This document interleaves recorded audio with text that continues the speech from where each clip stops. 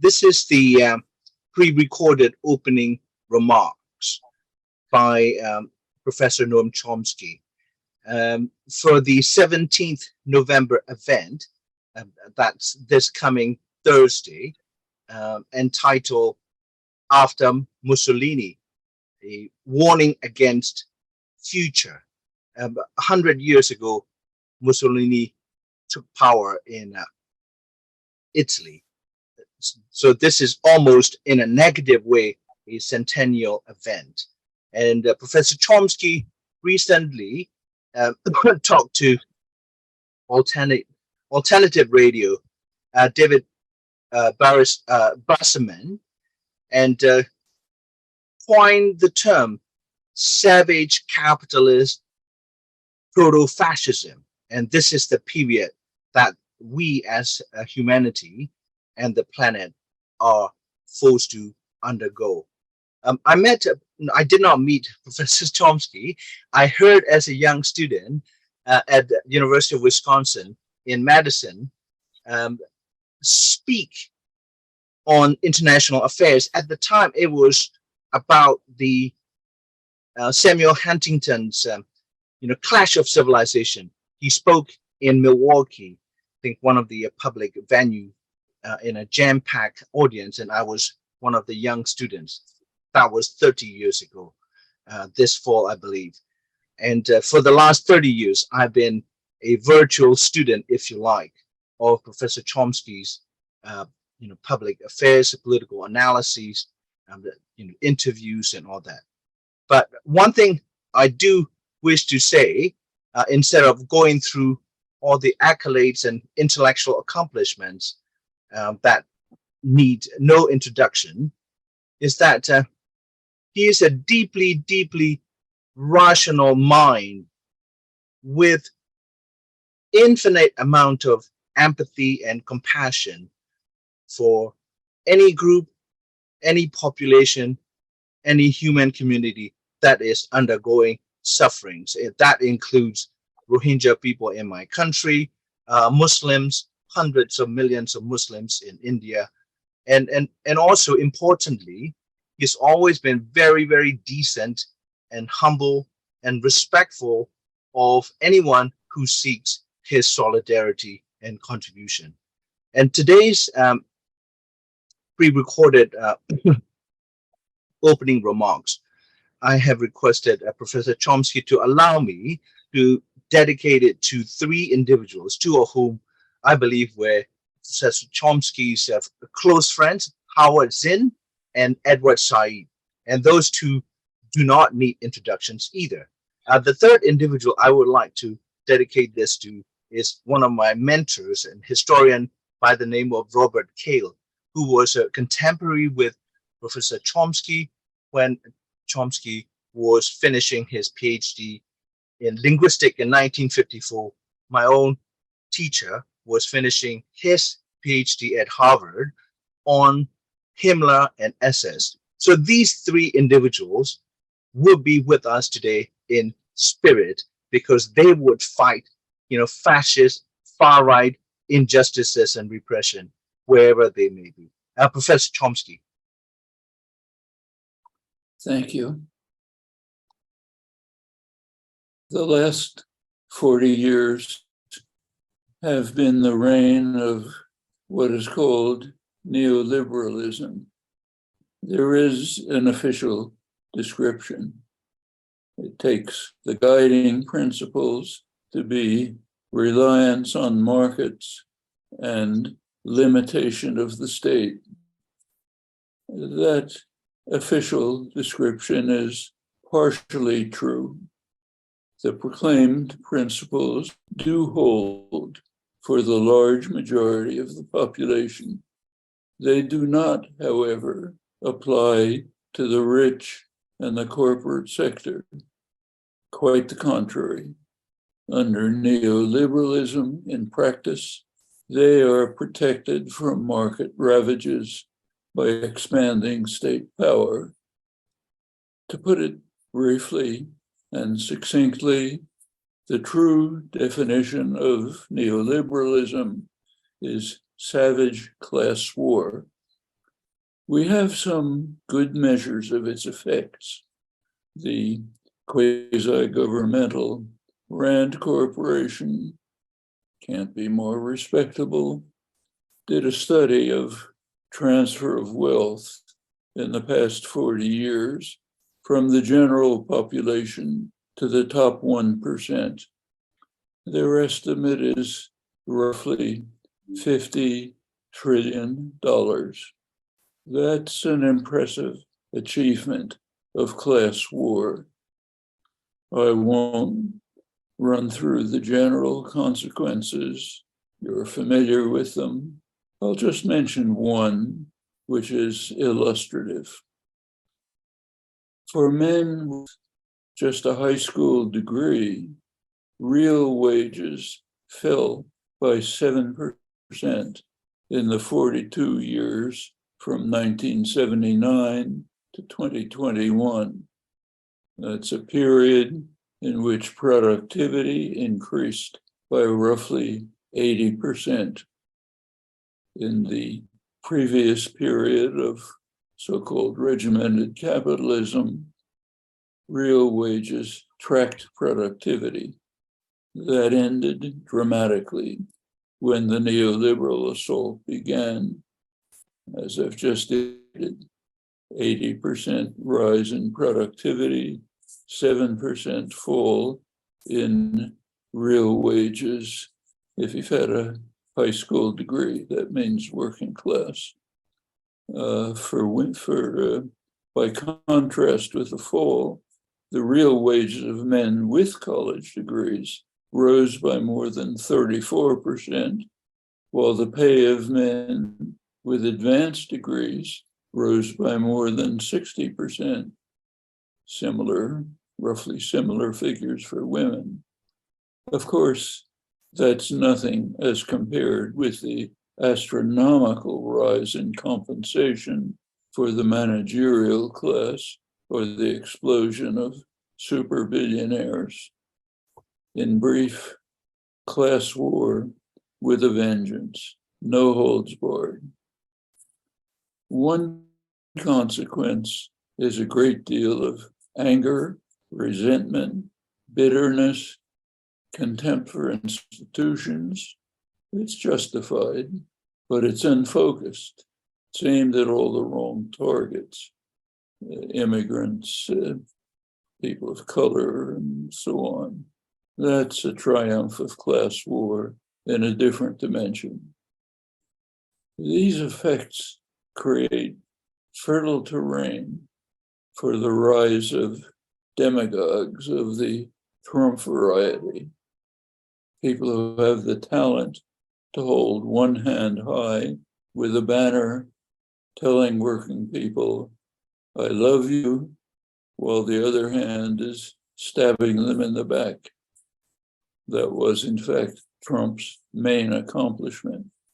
His one legislative achievement was a radical tax cut for the wealthy and corporations, the costs transferred to the rest. His associates pursue the same policies, as do their counterparts in other countries. When you're about to conduct vicious class war, it's important to eliminate means of defense. That means primarily labor unions. Reagan and Thatcher initiated the neoliberal assault with a major attack on unions. They opened the door for the corporate sector to launch its own harsh attacks, often by illegal means, but that doesn't matter when you're supported by a criminal state. Democrats took over under Clinton, 1990s, and carried the attack further. Clinton's neoliberal globalization policies, like NAFTA and the World Trade Organization, these were framed in rhetoric about free trade. They were, in fact, highly protectionist, affording extraordinary rights to investors while carefully designed to undermine labor by setting working people around the world in competition with one another, while capital was freed to seek maximum advantage and was protected from competition by unprecedented protectionist devices, imposing an enormous cost on consumers. Pharmaceuticals, to take one crucial current example. The attack on labor also took other forms. A study in the 90s under NAFTA auspices found that union organizing efforts were regularly blocked by threats to transfer the enterprise abroad. It's again illegal, but that doesn't matter with the collusion of a state dominated by the corporate sector, as the Democrats abandoned any commitment that had in the past to working people, became a party of affluent professionals and Wall Street.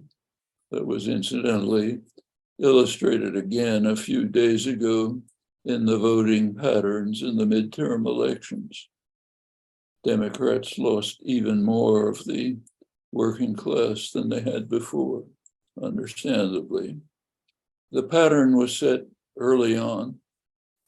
Deregulation of financial institutions, quite predictably, led to crashes, and the state was called upon regularly to bail out the perpetrators. One of the earliest acts of the Reagan administration was the largest bank bailout in American history. Reagan's term ended with a huge savings and loan crisis and another massive bailout.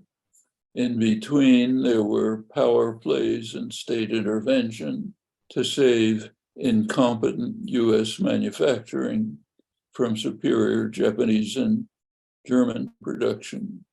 The rest of the population was hit hard. It continued under his successors with increasingly large state interventions as crashes became more severe. Should be added that there were none during the earlier periods of regulated capitalism before the dismantling of New Deal style controls under the new neoliberal doctrines. The Obama bailouts in 2008 and 9 after the Great Recession were quite illuminating in this regard and had many consequences. There was congressional legislation for bailouts. They had two components. One component was funds to bail out the perpetrators of the deep recession, the criminal banks and the insurance companies who made huge profits from selling subprime mortgages and other crooked devices. That was one component. Another component was funds to bail out the victims, the people who were thrown out of their on the streets when they lost their homes, others like them. Well, under neoliberal principles, it was easy to predict which commitment was kept. The Inspector General of the Treasury Department was so outraged that he wrote articles and books denouncing the fraud to no avail. There was a consequence, a rapid shift of working class votes to their class enemy, who at least could say, "We love you," while stabbing them in the back, instead of just dismissing them with contempt while doing it. Well, there's a great deal more to say about the global class war. The primary victims, as usual, have been the most vulnerable. Latin America lost 2 decades under harsh structural adjustment programs, which also had savage effects elsewhere in the third world. In the United States and Britain, who were the primary agents in the assault, the social order is collapsing. There is resistance everywhere, sometimes with hopeful signs. I'll just close by quoting some insightful remarks 250 years ago by an astute analyst of early capitalism. He wrote that the masters of mankind, as he called them, in his day, the merchants and manufacturers of England, are the principal architects of government policy, and they make sure that their own interests are most peculiarly attended to, no matter how grievous the impact on others, including the people of England, but particularly the victims of the savage injustice of the Europeans abroad. That was Adam Smith. He was thinking particularly of India, where England was then in the early stages of its vicious depredations, which destroyed the richest country in the world. Smith went on to say that in all ages, the masters of mankind pursue their vile maxim, all for ourselves, nothing for anyone else. Well, that's class war, unless it is at least controlled, or better, overcome. The consequences of one-sided class war are grim. By now, they reach literally to the end of organized human society, as the vile maxim extends to destruction of the environment that sustains life. The good news is it can be controlled. Better than that, can be overcome to create a much better life for all, but only if the task is undertaken with commitment and dedication and understanding of the forces at play. Thank you.